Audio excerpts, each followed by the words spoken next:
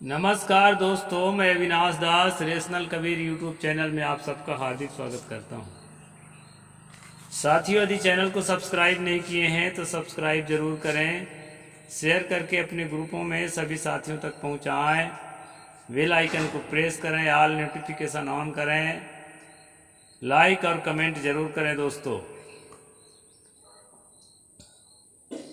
इस चैनल का उद्देश्य किसी भी जाति, धर्म, संप्रदाय या व्यक्ति विशेष को आहत पहुंचाना नहीं है। इस चैनल का उद्देश्य है जन जन में वैज्ञानिक सोच और तर्कशीलता को विकसित करना। इसी क्रम में दोस्तों, ये कबीर और रामानंद का सीरीज मैं चलाता हूँ, पढ़कर सुनाता हूँ।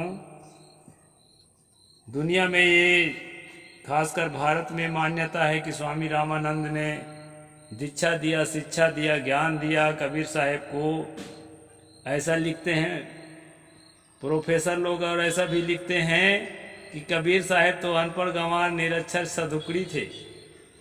तो क्या सीखा था भाई रामानंद से जब अनपढ़े गंवार रह गए? तो इस बात का जो है उत्तर नहीं है किसी के पास। चलते हैं दोस्तों, 7वां अध्याय उपसंहार। स्वामी रामानंद का जीवन काल 1356 से 1467 विक्रम अधिकांश विद्वानों एवं रामानंदी संतों द्वारा मान्य है। इस तरह से 111 वर्ष वे जीवित थे, ऐसी मान्यता है। कबीर साहब का जन्म विक्रम संवत 1456 कबीर पंथ में सर्वमान्य है तथा अधिकतम कबीर साहित्यों के विद्वानों द्वारा मान्य है। इस प्रकार स्वामी रामानंद के शरीरांत के समय कबीर साहेब 11 वर्ष के बालक ठहरते हैं। इसलिए उन दोनों में गुरु शिष्य होने की संभावना अत्यंत कठिन ही नहीं असंभव है। बीजक में उद्धृत अंश रामानंद राम रसमाते कहें कबीर हम कही था कि रामानंद के राम रस में मतवाले कहना और कबीर साहेब द्वारा उनको कह करके थकना, इस बात की पुष्टि के लिए स्वामी रामानंद की आयु को आगे बढ़ाना होगा, जो कतई विवेक सम्मत नहीं है, क्योंकि वैसे ही 111 वर्ष की आयु सामान्य से बहुत ज्यादा है। दोस्तों, कहीं कबीर हम कही थाके, कही के थकेगा कौन? एक 11 वर्ष के बच्चा को अगर किसी तरह अपना भी लिया गया है तो इतना मेच्योर नहीं हो सकता है कि वो अपने गुरु को उसके सिद्धांतों के खिलाफ बोले कि ऐसा आप ठीक नहीं कर रहे हैं, आपको ये करना चाहिए। ये सब पहली बात तो अपनाना मुश्किल है। किसी तरह अपना भी लिया तो ये कह ही नहीं सकता है वो। तो ये जो है ना, ये ढोल में पोल खुलता जा रहा है दोस्तों। कबीर मुस्लिम जुलाहे जाति में जन्मे थे, जो हिंदू धर्म शास्त्रों के अनुसार अस्पृश्य समझे जाते हैं। अस्पृश्य का मतलब होता है अछूत, दलित। मुसलमानों को ब्राह्मण तथा धर्माचार्य लोग हिंदू अछूत से भी ज्यादा घृणा करते हैं। जो मुसलमान अछूत होते हैं, मुसलमानों में जो नीची जाति के लोग माने जाते हैं, उनको जो है हिंदू अछूत से ज्यादा नीच समझा जाता है ब्राह्मणों द्वारा। मलेच्छ कहते हैं, और यहाँ तक कहते हैं कि मल के समान है वो। अन्न से मल हो सकता है लेकिन मल से अन्न थोड़े होगा, इसलिए कभी भी उसको हिंदू में भर्ती नहीं किया जाता है। अब अभी आरएसएस के लोग पानी छिड़क कर कुछ लोगों को भर्ती करते भी हैं, तो वो लोग अछूत समुदाय में ही गिने जाते हैं। भला एक धर्माचार्य और वह भी काशी जैसे धार्मिक कट्टर पंथियों के बीच क्या एक मुसलमान बालक जिसकी अभी कोई ख्याति नहीं है, 11 साल का बच्चा जो कोई प्रसिद्ध भी नहीं है, न धन से, न बल से, न विद्या से, और हर तरह से अकिंचन, उसे भला कट्टर ब्राह्मण रामानंद कैसे दीक्षा दे सकते हैं? कदापि नहीं। पूर्व में हम देखा है कि भारत के प्रधानमंत्री जैसे सर्वोच्च पद पर आसीन श्रीमती इंदिरा गांधी और विश्व कवि रविंद्रनाथ टैगोर, केंद्रीय मंत्री बाबू जगजीवन राम, विश्व विख्यात सन्यासी स्वामी विवेकानंद और संविधान शिल्पी एवं चोटी के विद्वान डॉक्टर भीमराव अंबेडकर जैसे महान हस्तियों को यहाँ के पोंगापंथी धर्माचार्यों ने जब कोई तवज्जो नहीं दिया, तब भला कबीर जो अत्यंत गरीब जुलाहा परिवार में जन्मे, सब प्रकार से अकिंचन को स्वामी रामानंद जैसे धर्माचार्य शिष्य कैसे बना सकते थे? कतई नहीं, कभी संभव नहीं है। ये षड्यंत्र है दोस्तों। कबीर साहिब को रामानंद का शिष्य बताने का प्रयास एक षड्यंत्र है, और जो है इस षड्यंत्र से हमें सावधान होना चाहिए। हमने पिछले अध्याय में रामानंदी मठों के आचार्यों की सूची प्रस्तुत की है, जिसको देखने से साफ पता चलता है कि पूरी सूची को अछूत कौन कहे, किसी शूद्र कुल उत्पन्न आचार्य का नाम भी नहीं है। यहाँ रामानंदी आचार्यों की सूची जो दिया गया है इसी किताब में पीछे मैं बता भी आया हूँ, उस सूची के अंदर किसी ओबीसी को जो सछूत शूद्र है, अति शूद्र जो दलित तो है ही है, लेकिन जो है जो जिसको छुआते हैं, यादव है, कुर्मी है, ऐसे लोगों को भी एक भी आचार्य की सूची में नहीं रखा गया है। इसलिए दोस्तों, मुसलमान लोग हिंदू को मुसलमान बना सकते हैं, किंतु ब्राह्मण एक भी मुसलमान को ब्राह्मण नहीं बना सकता, आज भी नहीं बना सकता, और ना ही उसे अपने मंदिर में शरण दे सकता कोई शंकराचार्य, कोई रामानुजाचार्य और कोई रामानंदाचार्य। जब आज के वैज्ञानिक युग में स्वतंत्र भारत में जब किसी मुसलमान को अपने मंदिर का पुजारी नहीं बना सकता, महंत या महामंडलेश्वर आचार्य नहीं बना सकता, तब आज 700 वर्ष पूर्व स्वामी रामानंद इतने रेडिकल कैसे हो गए, स्वतंत्र चेता कैसे हो गए?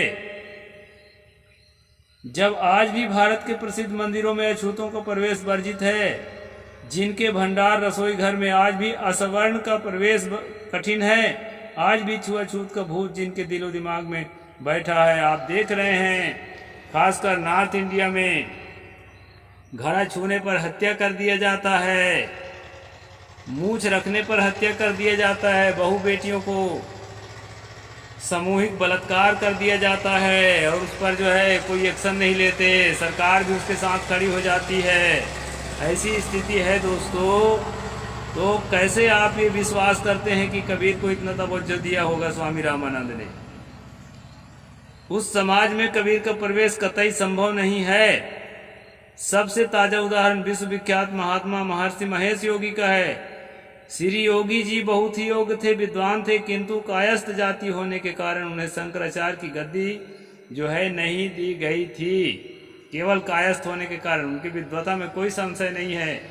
क्योंकि दोस्तों, मैं स्वयं जो है ट्रांसेंडेंटल मेडिटेशन का अभ्यास करने के लिए उनकी संस्था में गया था, और उनके ध्यान पद्धति का अभ्यास करता था, योगा फ्लाइंग का अभ्यास करता था। इसलिए मुझे विश्वास है कि महर्षि महेश योगी जो है अत्यंत विद्वान महात्मा हुए हैं, लेकिन उनको शंकराचार्य की कुर्सी इसलिए नहीं मिली कि वे ब्राह्मण नहीं थे, कायस्थ जाति के थे, दास जिसको बोलते हैं। ऐसे उदाहरण दिए जा सकते हैं। कोई भी व्यक्ति जिस परंपरा का होता है उससे उसका घनिष्ठ संबंध होता है। यदि कबीर रामानंदी परंपरा के संत थे तो वर्तमान के कबीर पंथियों से उनका कोई संबंध क्यों नहीं है? क्या कबीर पंथी संत भक्त रामानंदी पूजा पद्धति को स्वीकार करते हैं? क्या कबीर पंथी उनके उपास्य देव को मान्यता देते हैं? क्या कबीर पंथी अवतारवाद, मूर्ति पूजा तथा वर्णाश्रम व्यवस्था को मानते हैं? जब कबीर पंथ में जो कबीर के अनुयायी हैं वो नहीं मानते उनके किसी भी रीति रस्म को, उनके किसी भी उपास्य देवता को, उनके किसी भी तीर्थ मूर्त को, तो एक कैसे आप कह सकते हैं कि कबीर ने रामानंद से सीख करके कुछ अपने लोगों को सिखाया था? उपरोक्त सभी प्रश्नों का उत्तर नकारात्मक दिया जा सकता है। रामानंदी आचार्यों तथा उनके मठ मंदिरों में कबीर एवं कबीर अनुयायियों संत भक्तों को दूर दूर का भी रिश्ता नहीं है। कबीर पंथी जानते ही घृणा की दृष्टि से देखते हैं आज भी। दोस्तों, मैं श्री संप्रदाय से प्रभावित था, रामानंदी जिसको कहते हैं आप, और जो है मैं उनके बीच में घुस करके रह करके काफ़ी दिन जीवन जिया हूँ। इसलिए मैं जानता हूँ कि वहाँ जाति व्यवस्था को कितना तवज्जो दिया जाता है। और जब मैं कबीर साहब की विचारधारा में शामिल हुआ तो जो है मुझे लोग और ज़्यादा हीन दृष्टि से देखने लगे, पहले के सब मित्र लोग। तो ये जो है ये आंखों देखी चीज़ है, ऐसा कुछ नहीं होता है। एक मूर्ति पूजक, दूसरा उसका सख्त विरोधी, एक अवतारवादी, दूसरा पुरुषार्थवादी, एक जाति वर्ण व्यवस्थावादी, जो अवतारवादी हैं वो क्या गाना गाते हैं बताऊं? हमें चिंता नहीं अपनी, उन्हें चिंता हमारी है, हमारे धर्म के रक्षक सुदर्शन चक्रधारी है। हमें अपनी भी चिंता नहीं है, उन्हें है चिंता, हमारा रक्षा करने के लिए, हमारे धर्म की रक्षा करने के लिए। चक्र सुदर्शनधारी भगवान विष्णु कभी भी प्रकट हो जाए, अवतार ले लें, ये सिद्धांत है दोस्तों वैष्णव मत का। और कबीर साहब का सिद्धांत है, आपन आस कीजे बहु तेरा, काहू न मरम पावल हरि केरा। अपने ही आशा भरोसा करो, किसी हरि का, किसी परमात्मा का कोई मर्म आज तक नहीं पाया है कि वो होता भी है कि नहीं होता है, और होता कुछ नहीं है। इस तरह दोस्तों धरती आसमान का अंतर है कबीर साहब की विचारधारा में और रामानंद की विचारधारा में। लेकिन कुछ ऐसे जो ब्राह्मणों के चप्पल सूंघने वाले कबीरपंथी हैं आज भी, जो इस बात पर विश्वास ही नहीं करते कि रामानंद का जब किसी तरह संबंध नहीं है तो रामानंद कैसे गुरु हो सकते हैं, बल्कि कहानी गढ़ते हैं कि वो सीढ़ी पर लेट के उनको जो है दीक्षा लिए थे राम नाम का मंत्र। तो दोस्तों कबीर साहब के रेशनल विचार को नहीं समझने के कारण तो कुछ घटिया कबीरपंथी हैं जो कबीर साहब को इतने नीचे गिरा देते हैं। एक शास्त्र प्रमाण का प्रबल पक्षधर, शास्त्रों में जो लिखा है अन्यस्य प्रेषय कामोत्थापय यथा कामबद्ध शूद्रों के लिए, उसका समर्थन करने वाला रामानंद। अब कबीर साहब कहते हैं, तू कहता कागज की लेखी, मैं कहता आंखन की देखी, मैं किताब का प्रमाण नहीं मानूंगा। ऐसे कहने वाले भला कैसे उसका शिष्य हो सकते हैं? इन सारी बातों पर विचार नहीं करते हैं। इस पर हम पीछे दोनों विचारों के सिद्धांत को 38 अंतर देख आए हैं। पिछले एपिसोड में मैंने 38 अंतर बताया है। इस प्रकार दोनों के विचार एक दूसरे के कतई मेल नहीं खाता। पहले अध्याय में हमने देखा है मुसलमानों के आक्रमण के समय कि भारत सामाजिक स्थिति कैसी थी, किस प्रकार के जात पात छुआछूत अपने चरम सीमा पर थी।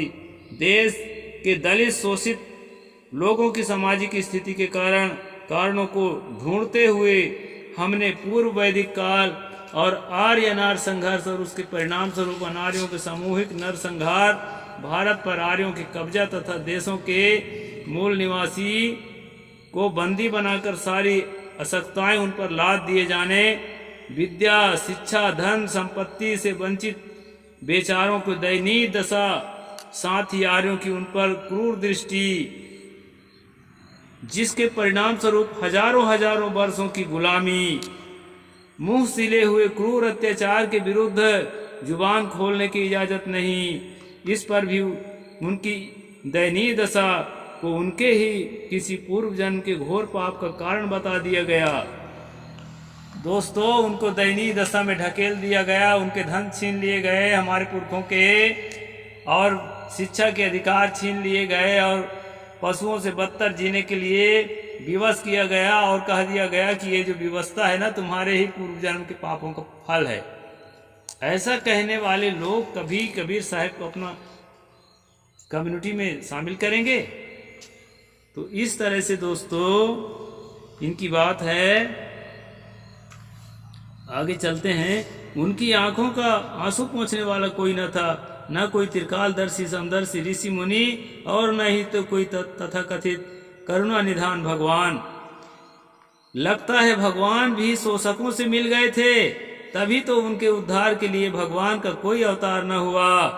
किसी दलित शोषित के उद्धार के लिए आज तक किसी भगवान का अवतार नहीं हुआ, बल्कि उनको और शोषण के पाठ पढ़ाने के लिए सुन गंधर्व कहाँ मैं तो ही मोहि न सुहाय, ब्रह्म कुल द्रोही सापत ताड़त परुष कहंता, विप्र पूजस गाँव ही संता पूजिए, विप्रशील गुण ही ना शूद्र न गुणगन ज्ञान पर भी ना। ऐसे पाठ पढ़ाने के लिए भगवान का अवतार हुआ है। तो ये दोस्तों इन बदमाशों को, इन जो है शोषकों को, इनके षड्यंत्र को, इनके साजिश को समझने की बड़ी आवश्यकता है। आज भगवान का अवतार ब्राह्मणों के लिए होता है। विप्रधेनु सुरसंत लीन मनुज अवतार, तेली कलार कुम्हार के लिए अवतार नहीं हुआ है। वो स्वयं घोषणा कर रहे हैं। इस प्रकार से दोस्तों यहाँ पर बताया है लेखक ने, भगवान का अवतार ब्राह्मणों के लिए होते हैं जिन्हें पहले से ही दुनिया में सारी सुविधाएं मुफ्त में उपलब्ध थी। मुझे तो भगवान के दीन बंधु पतित पावन विशेषण व्यंग जैसे लगता है, ये लेखक लिख रहे हैं, क्योंकि तथाकथित दीन बंधु पतित पावन तो करोड़ों करोड़ों लोगों की आर्तनाद सुनाई नहीं पड़ी। लगता है वे इधर से अपने कान बंद कर रखे हों और अपनी आंखें भी गरीबों की तरफ से फेर रखे हों, तभी तो हजारों हजार वर्षों से तड़पती जनता, सवर्णों आर्यों के शोषण तंत्र में पिसती जनता, सामंतों की घोर अत्याचार से जूझती जनता की आवाज उन तक नहीं पहुंच पाई, जो आज भगवान गज की पुकार सुनकर के नंगे पांव दौड़ पड़े थे। कहते हैं हाथी की पुकार सुनकर के नंगे पांव दौड़े भगवान, और जो है वो मगरमच्छ से उसको छुड़ा लिया। क्या इन करोड़ों लोगों की चीख पुकार उनके कानों तक न पहुंची होगी? अभी वर्तमान में देखें ना, मणिपुर में नंगा घुमाया जा रहा था, महिलाओं को सामूहिक बलात्कार किया जा रहा था, नरसंहार किया जा रहा था, कोई भगवान का अवतार नहीं हुआ। तो इन करोड़ों लोगों के चीख पुकार उनके कानों तक न पहुंची होगी। भारत के मूल निवासियों के नगरों को जलाते ताई यार, उन आदिवासी लोगों को सामूहिक नरसंहार करने वाले नर पिशाचों से बचाने के लिए कोई अवतार क्यों नहीं लिया? इससे लगता है कि अवतारवाद लोगों को भुलाने, भरमाने और वर्ग लाने का एक षड्यंत्र है।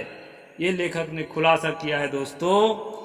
वैदिक काल, उत्तर वैदिक काल और ब्राह्मण ग्रंथ काल, सभी कालों में देखा गया कि शूद्रों की स्थिति बद से बदतर रही है। आर्यों के बराबर भला भय बना रहा कि इन अनार्यों को जरा मौका मिल गया तो वे कहीं भी द्रोह न कर बैठे, इसलिए उन पर कठोर से कठोरतम दंड विधान लागू किया गया।